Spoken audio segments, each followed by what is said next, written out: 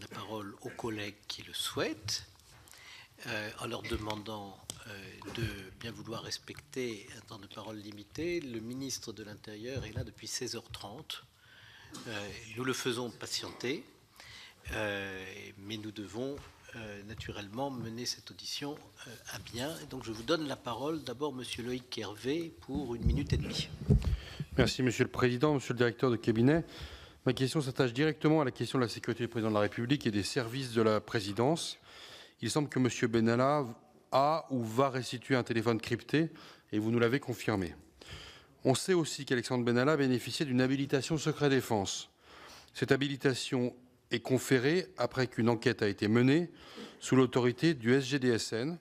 Cette enquête doit s'assurer que les activités passées ou contemporaines sont compatibles avec l'habilitation secret défense dont je parle. Quels éléments pouvez-vous nous communiquer sur le rapport d'enquête qui a été élaboré et aussi sur la personne qui a élaboré cette enquête? Merci.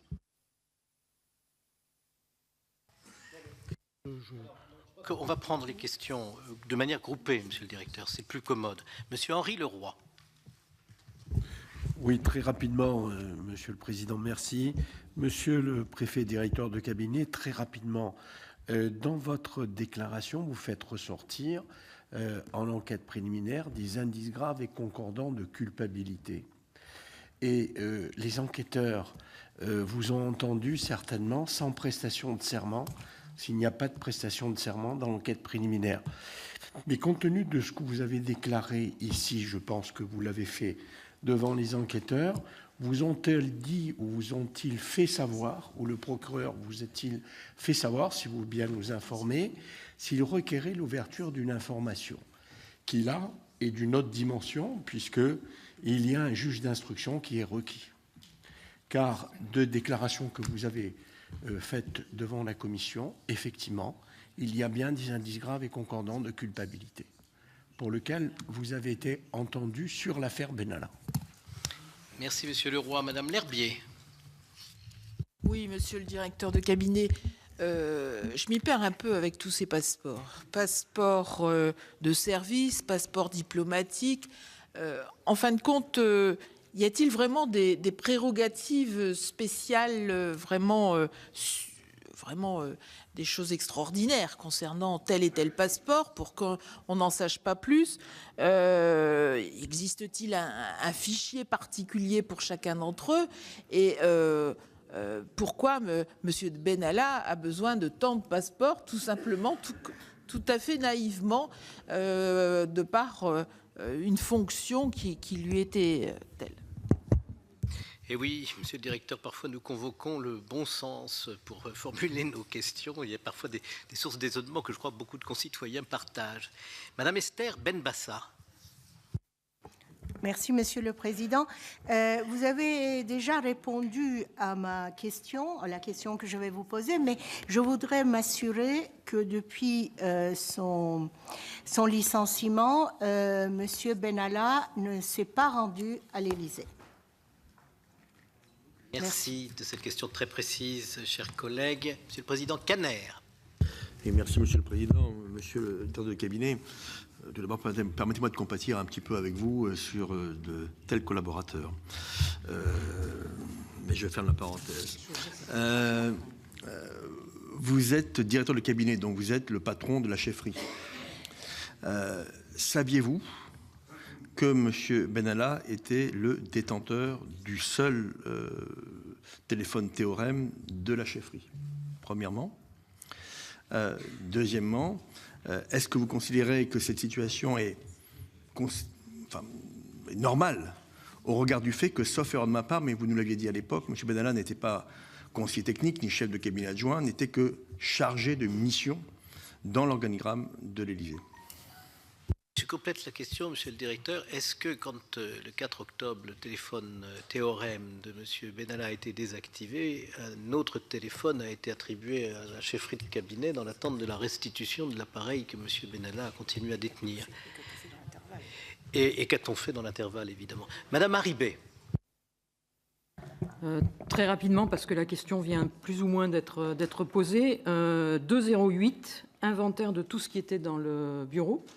et vous avez constaté qu'il n'y avait pas de passeport, mais vous ne nous avez pas dit qu'il n'y avait pas de téléphone. Or, vous attendez un inventaire général le 4 octobre pour constater que le combiné est manquant.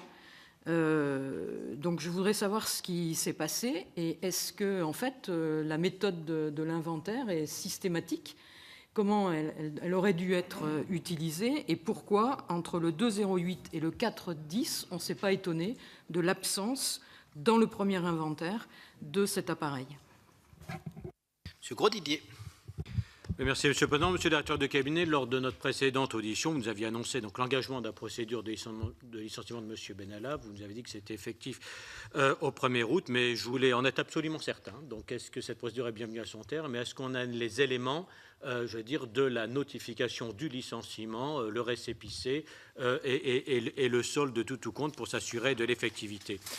Deuxièmement, vous avez dit qu'il s'agissait de fake news quand on parlait de police parallèle ou de diplomatie parallèle. Sur la police parallèle, très simplement, mais très vite, vous rappelez que vous nous avez expliqué au départ que M. Benalla s'occupait de tout, de protocole de déplacement, mais pas de sécurité, puis que vous aviez demandé un port d'armes parce que vous pensiez qu'il était plus approprié à assurer, à renforcer la sécurité privée, que le GSPR lui-même nous a expliqué que c'était plutôt une source d'insécurité que d'avoir quelqu'un d'autre armé que le GSPR. Donc rien n'est clair, je veux dire, sur cet aspect de police parallèle. Et quant à la diplomatie parallèle, c'est pas dans le champ. Sinon, je vous demanderai si M. Benalla n'a pas utilement renseigné le président de la République, par exemple, sur l'activité des Russes au Tchad et mieux que la cellule Afrique, mais ce n'est pas dans le champ de la Commission, donc je ne vous pose pas la question. Je voudrais simplement que vous nous disiez si le lien n'a pas été maintenu d'une façon ou d'une autre, et si sur ce sujet comme d'autres, par exemple, le maintien de l'ordre avant ou après le 8 décembre et les conditions d'emploi de nos forces de l'ordre, il n'y a jamais eu, à votre connaissance, d'analyse, d'information, d'échange entre M. Benalla et quiconque à l'Élysée. Je vous remercie. Je vous précise que nous avons reçu dès le début du mois d'août la copie de la lettre de licenciement de M. Benalla que j'ai sous les yeux et qui est datée du 24 juillet 2018. Monsieur Buffet. Oui. Monsieur le Président, merci. Monsieur le Directeur, j'ai une question. Je crains que vous ayez déjà répondu à cette question, mais M. Benalla, vous venez de nous dire, a utilisé au moins à 20 reprises les passeports qu'il avait conservés pour voyager. Savez-vous pour quel usage il a fait ces voyages, qui il a rencontré? Et si vous ne le savez pas, parce que je crois que vous avez dit que vous ne saviez pas, avez-vous diligenté d'ores et déjà des procédures, une enquête, je ne sais pas sous quelle forme que cela se représente, pour en savoir un peu plus? Merci. Merci, chers collègues. Madame Eustache-Brinio. Merci, Monsieur le Président. Une question très très courte et peut-être un peu directe. Monsieur le Directeur, vous me pardonnerez un peu côté directif de ma question. Vous nous avez apporté énormément d'informations aujourd'hui. Certaines sont parfois un peu stupéfiantes. Monsieur Benalla, lorsque je lui avais posé la question du passeport, avec beaucoup d'assurance, m'avait dit qu'il les avait laissés dans son bureau. Donc aujourd'hui, une seule question, Monsieur le Directeur. Pensez-vous clairement, votre âme et conscience, que Monsieur Benalla nous a menti lors de son audition du mois de septembre? Question très directe, question très simple, mais c'est important que vous puissiez m'apporter votre point de vue à ce sujet. Merci, Monsieur le Président, Monsieur le Directeur de cabinet. Ma question s'inscrit un peu dans l'esprit de la question qui a été posée par notre Président, Monsieur Philippe Bas, en complétant celle de notre collègue tout à l'heure. Monsieur le Directeur de cabinet, vous avez dit clairement qu'il n'y a pas de dysfonctionnement. Mais je me pose néanmoins la question concernant l'utilisation de ce téléphone crypté. Vous nous avez expliqué très clairement pourquoi est utilisé ce genre de matériel. Il est affecté aux personnes qui s'occupent de la sécurité des déplacements du président de la République. Vous avez dit très précisément, je l'ai noté, qu'en cas de changement, de revirement sur le programme, sur le planning du président, cette personne doit en être informée, celle qui en est détenteur et qui organise les déplacements du président, pour des raisons de sécurité, pour éviter que ces informations fuitent. Depuis lors, depuis que M. Benalla n'est plus en charge de ce dossier, je pense que M. le Président, et nous en sommes tous d'accord, a continué à se déplacer. Il y a eu des organisations à monter par rapport à ces déplacements-là. Qui était en charge de ces déplacements, de cette organisation, et est-ce que cette personne était en possession de cet outil qui me semble absolument indispensable pour la bonne organisation des déplacements du président et pour sécuriser ces déplacements. Je vous remercie. Merci de votre question. Monsieur Alain Marc. Merci, Président. Monsieur le Directeur, nous apprenons aujourd'hui que M. Benalla a fait une déclaration donc postérieure à ses activités à la Haute Autorité pour la transparence de la vie publique. On vous avait posé, je crois, la question au mois de juillet ou d'août pour savoir si M. Benalla, en tant que membre du cabinet, devait ou pas faire une déclaration à la HATVP. Renseignement pris, il aurait dû le faire. Qu'en pensez-vous aujourd'hui? Est-ce qu'il aurait dû le faire? Et est-ce que les membres désormais du cabinet sont tous assujettis à une déclaration à la HATVP? Merci. Et enfin, Monsieur Kerrouche. Merci, Monsieur le Président. Monsieur le Directeur de cabinet, c'est pour être sûr de bien comprendre vos propos et une précision sur ce que vous avez déclaré.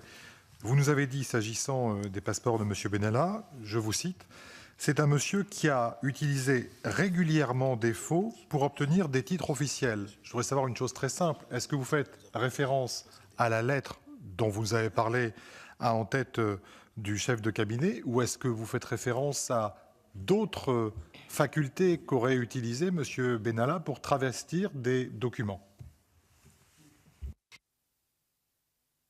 Directeur, vous êtes mis au défi avec toutes ces questions d'apporter toujours avec votre souci de précision, mais aussi avec la concision nécessaire des réponses. Une partie des questions recoupe des propos que vous avez déjà tenus, mais c'est l'occasion pour vous de les préciser. Je commencerai par la question de Monsieur le rapporteur sur la mission qu'aurait eue Monsieur Benalla dans la réorganisation du dispositif de sécurité de l'Élysée. Là aussi, il y a beaucoup de choses qui ont été dites, qui relèvent du fantasme.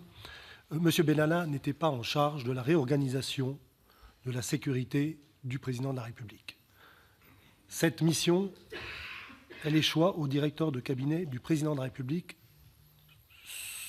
sur les instructions directes du président. Donc c'était mon affaire, c'est mon dossier, c'est certainement pas Monsieur Benalla qui gérait ce dossier. De quoi s'agit-il? Le président de la République a souhaité que les deux services qui assurent la sécurité, à savoir le commandement militaire qui s'occupe de la sécurité des enceintes présidentielles et le GSPR qui s'occupe de la sécurité rapprochée du chef de l'État, mutualisent un certain nombre de fonctions, lesquelles la formation, l'acquisition de matériel, l'entraînement, les véhicules, un certain nombre d'équipements. Et donc, le président, dans un souci à la fois d'optimiser le fonctionnement de ces deux services, mais aussi de faire des économies d'échelle, a souhaité qu'on réfléchisse à un rapprochement organisationnel de ces deux services. Lorsque le projet a été présenté, certains ont dû se dire que leur position ou leur rôle dans l'institution serait peut-être remis en cause.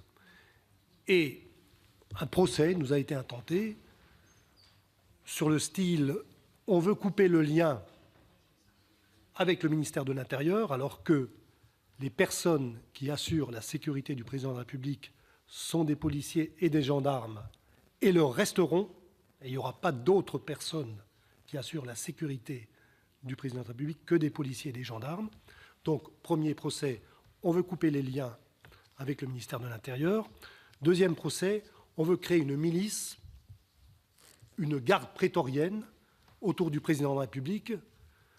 Derrière, on imagine tout à fait les logiques barbouzardes qui pourraient être portées par ce type d'initiative. Et dès que ces procès d'intention, alimentés d'ailleurs parfois de personnes qui étaient proches du système, sont apparus, bien évidemment, on a démenti. Et donc je réponds très clairement à la question, M. Benalla n'avait aucun rôle dans l'organisation de cette direction, c'était mon affaire.